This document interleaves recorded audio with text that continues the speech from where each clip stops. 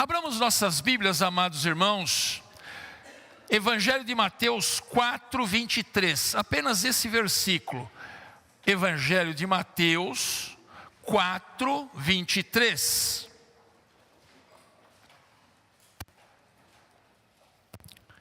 Diz assim: percorria Jesus toda a Galileia, ensinando nas sinagogas, pregando o evangelho do reino e curando toda sorte de doenças e enfermidades entre o povo.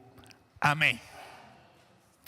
Fala conosco, Senhor, nesta palavra que o Senhor deu ao nosso coração, e que haja compreensão daquilo que nós vamos trazer para o teu povo, em nome de Jesus, amém. Amados, tudo na vida é um processo, tudo, a nossa existência, o nosso conhecimento das coisas, não vem de uma vez, nunca virão de uma vez, mas sempre acontecerá de forma processual. Ninguém nasce adulto, graças a Deus, né? Ninguém nasce adulto, ninguém nasce sabendo. É interessante, algumas empresas pedem jovens de 16 anos, né, que nunca trabalharam e que têm experiência, né? É esquisito isso, né? Ninguém nasce sabendo.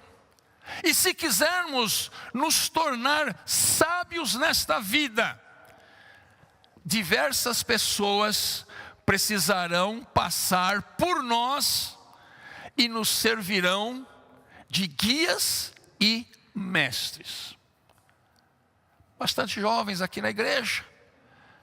Quer ser médico? Maravilha. Quer ser um engenheiro? Que bom. Deseja ser um economista? Amém. Mas saibam, amados, que terão de estudar muito e passar por inúmeras etapas, a começar lá no ensino fundamental até ao 2º grau, onde você será ensinado por professores e professoras que vão lhe inspirar e o motivar na busca pelo conhecimento. Mas é bom que se diga, irmãos, não gostamos de processos. Nós não apreciamos os processos. Somos uma geração do instantâneo. Nós somos a geração do fast food. Nós somos a geração do miojo lamen. 3 minutos e fica pronto. Nós somos uma geração que não aceita dificuldades, não aceita passar por lutas, porque logo desiste. É uma geração, amados, que estamos vivendo, que não deseja entrar em processo algum, porque espera receber tudo pronto. E esta geração, ela recebeu um nome, geração Z. Geração, quem já ouviu falar da geração Z? São os nascidos, é claro que essas datas aqui, elas são bem flexíveis, são os nascidos entre 1995 a 2010. Ou seja, quem nasceu em 2010 tem aí 14 anos, não é isto? E 95 tem um pouco mais. Mas é uma geração muito difícil e que está aí fazendo as empresas queimarem a pestana para entender. Porque embora seja uma geração conectada e com fácil acesso às informações, ela tem dificuldades em estabelecer relações sociais fora das redes.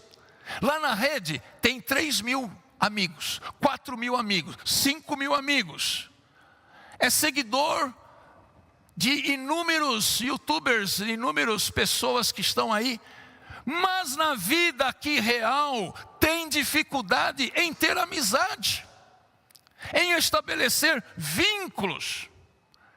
É uma geração que tem baixa tolerância à frustração.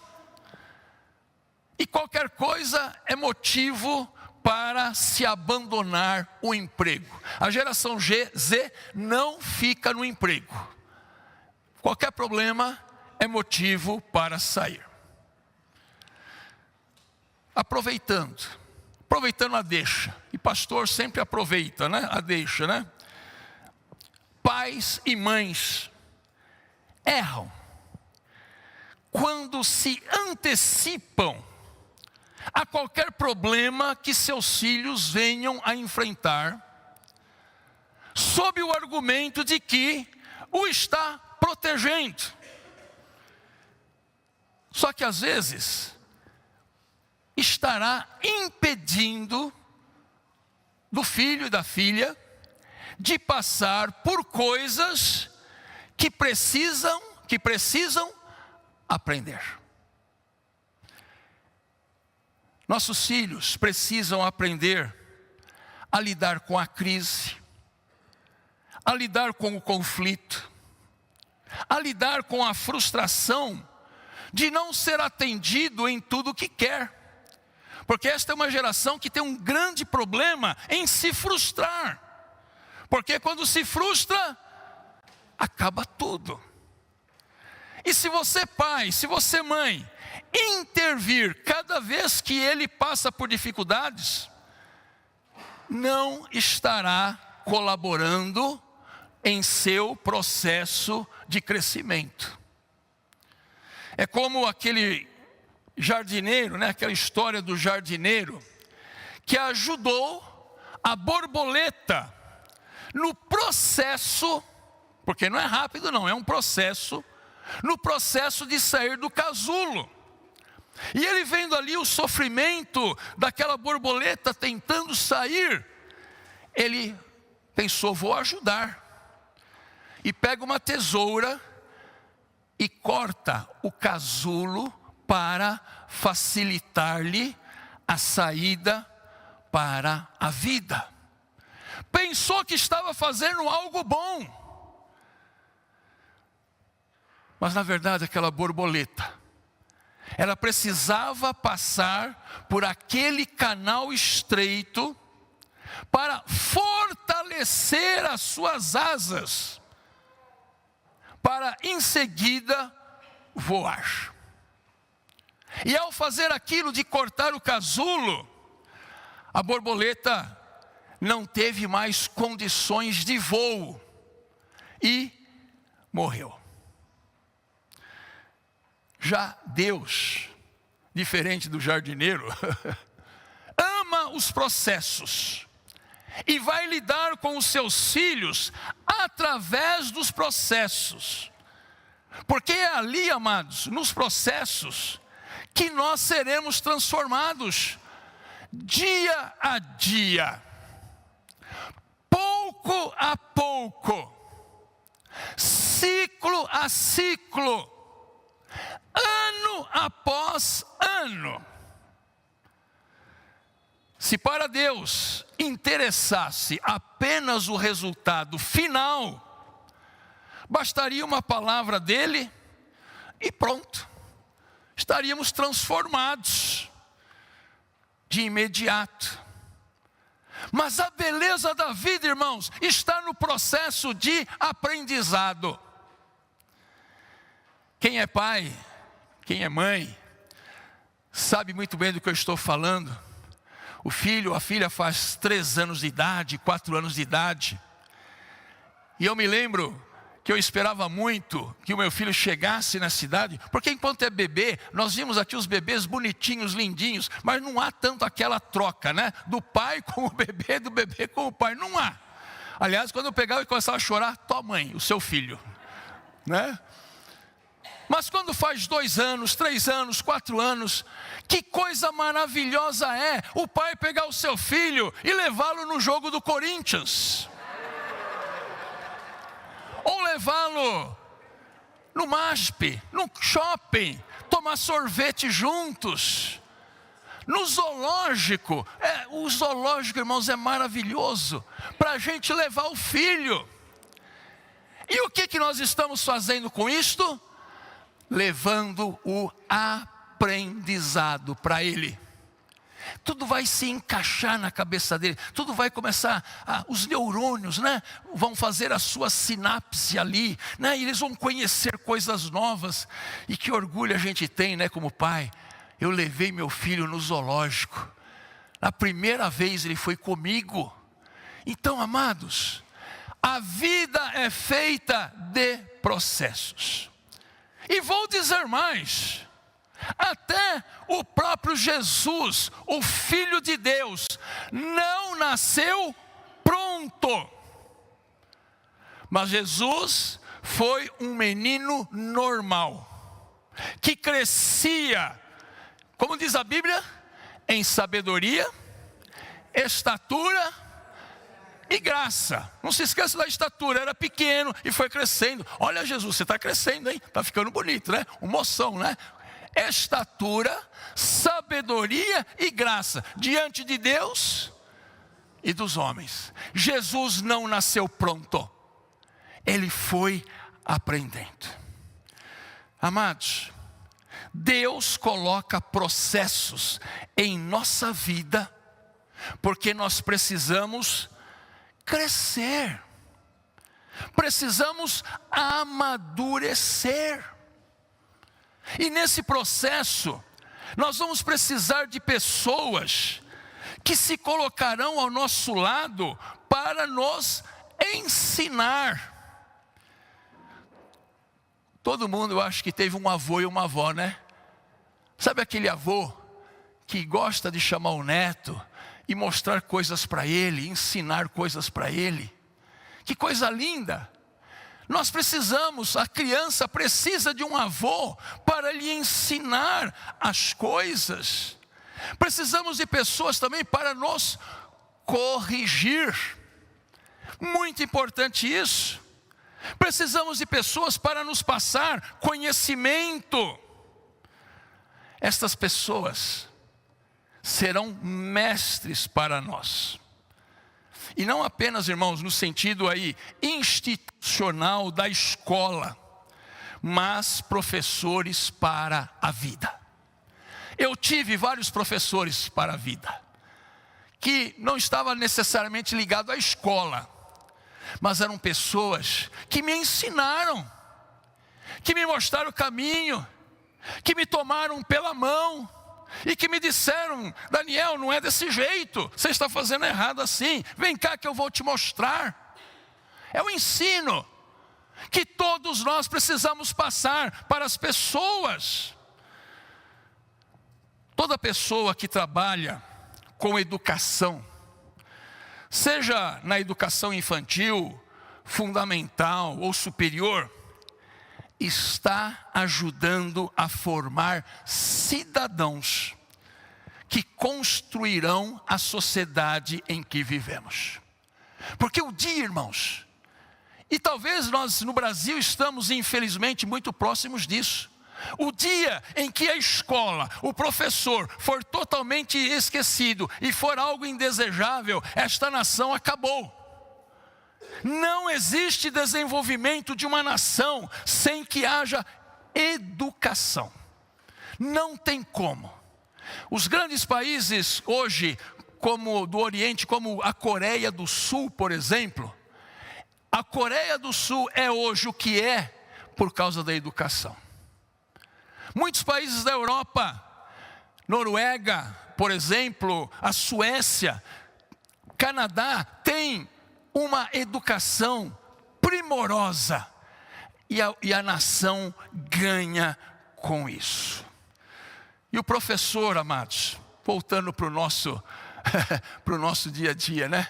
é aquele que está sempre ajudando. O professor pega na mão para escrever, professor tira a dúvida, professor, explica para mim, professor, explica aquilo lá, e o professor vai lá e ajuda. Essa coisa de ajudar, amados, é uma característica da vida cristã. Colocar-se ao lado, levar a orientação para outro, corrigir para a vida, isso é coisa da vida cristã. E se você não está fazendo isso para ninguém, eu vou lhe dizer, que pena. É bom a gente ter alguém para levar orientação, para falar ao coração da pessoa. Não importa a idade, não importa a idade, pode ser criança, pode ser já uma pessoa idosa. Mas como é importante, e eu acho tão bonito, aquelas pessoas que têm paciência para ensinar. Paciência para explicar. Paciência para estar ao lado. Irmãos, nós somos chamados, não precisa ser um professor, ter um magistério para fazer isto. Todos nós, crentes no Senhor, podemos e devemos.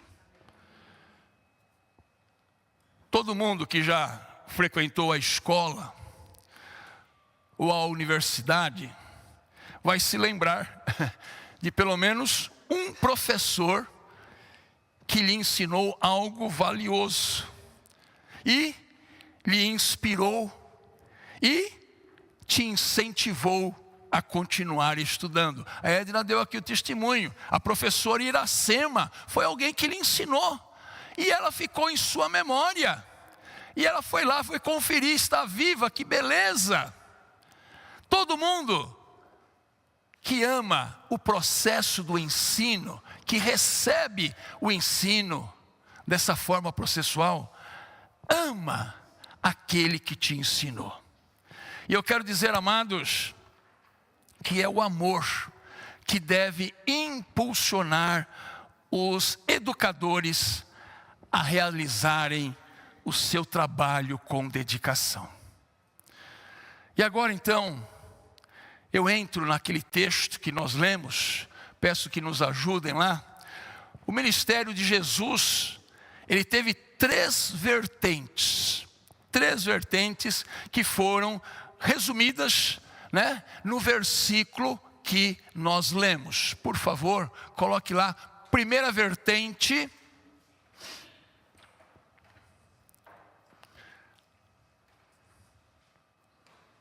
Isto. Leiam comigo. Jesus pregava. Segunda vertente. Jesus curava. Terceira vertente. Jesus ensinava. E a palavra que está ali no grego é didático, que significa ensinar, significa instruir, significa didática. Então Jesus, às vezes nós crentes achamos que Jesus só curava. E hoje em dia, infelizmente, muitas igrejas só vai atrás de Jesus por causa da cura. Mas Jesus também pregava. A palavra pregava vem de proclamar. Jesus proclamava. Jesus curava. E Jesus ensinava. Ou seja, Jesus não só pregou, Jesus não só curou, mas ele também ensinou. Didático. Daí vem a palavra também, didática.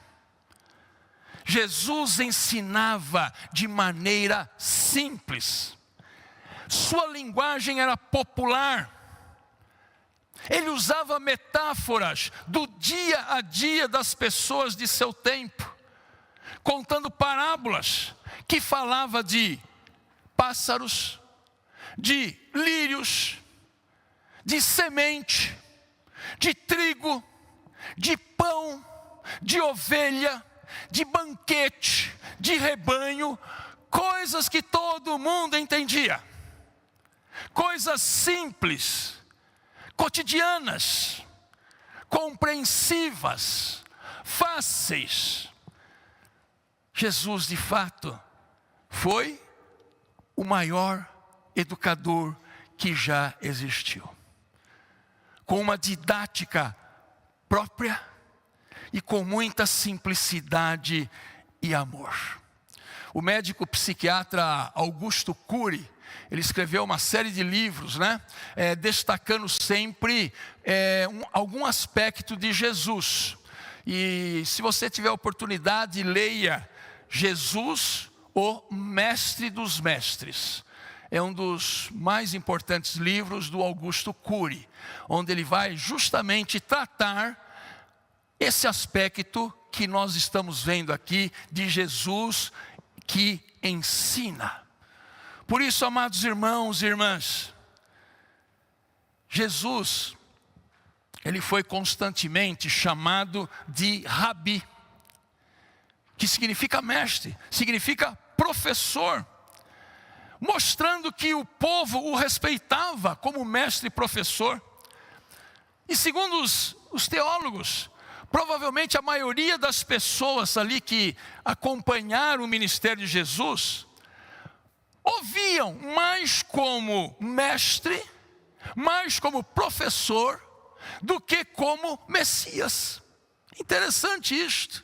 Rabi, Rabone também era usado. Era mestre, era professor.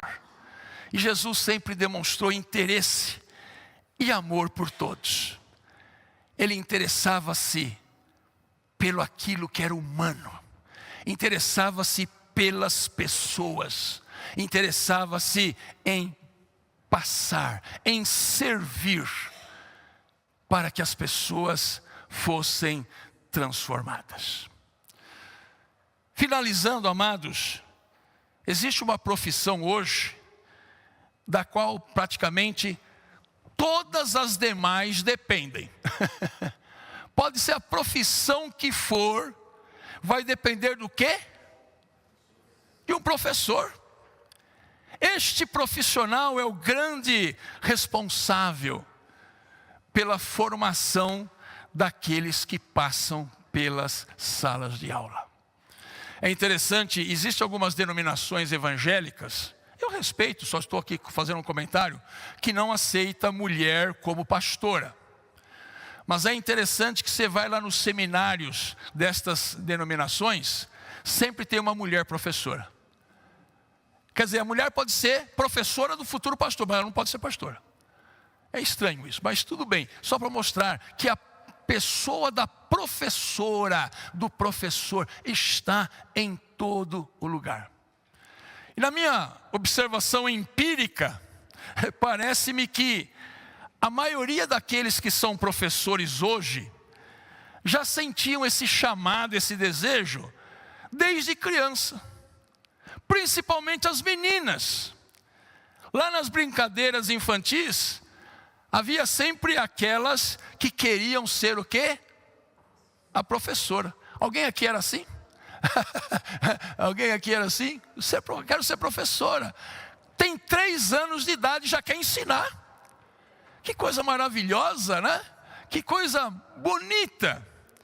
E amados, há mais de 2000 anos, Jesus nos deu um exemplo, uma postura, uma direção. Em tudo que vamos fazer, devemos colocar, não a profissão, mas o amor ao outro que está sob nossa responsabilidade direta. Todos nós somos chamados a ensinarmos. Inclusive, toda igreja tem o quê? O ministério da educação, né? O ministério da educação cristã, o ministério da educação infantil. E as pessoas que participam desses ministérios são aquelas que encontram-se à disposição de Deus e têm também, é claro, esse dom de ensinar. E como nós precisamos disso.